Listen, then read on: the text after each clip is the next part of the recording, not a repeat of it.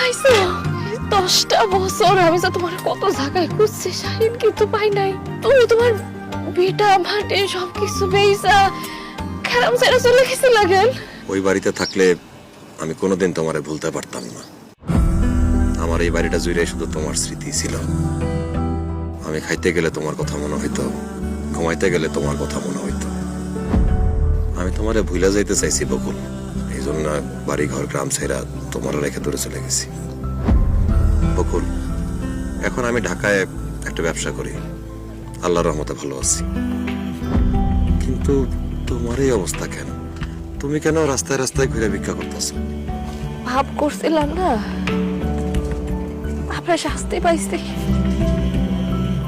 তুমি আমারে কত ভালোবাসা বিয়া করছিলা,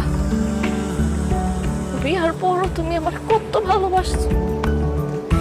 কিন্তু আমি ভাই ভাবি কথায় পূজা তোমার কাছে কাবিনের টাকা চাইছি।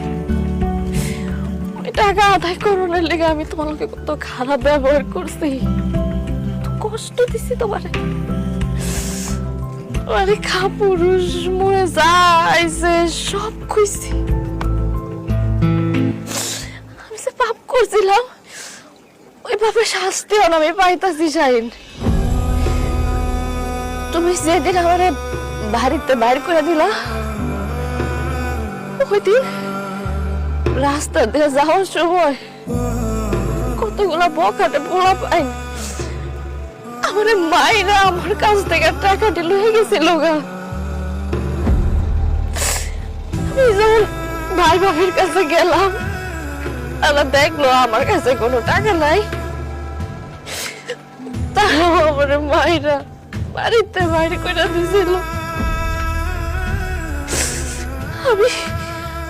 আমি তোর বুঝছি, আমার তো তুমি ছাড়া আর কোনো কুল কিনারা নাই। আমি তোমার কাছে ফিরে যেতে চাই।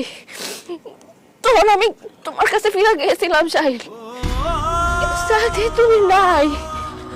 তুমি সবকিছু বেচা গ্রাম ছেড়ে চলে গেছিলা। আমি ওটা নিতে পারি নাই, আমি মানতে পারি নাই। আমার শাহিন আমার লেগে গ্রাম ছাড়া হয়েছে, তার সবকিছু বেচা নিশ্চয় হয়ে গেছে।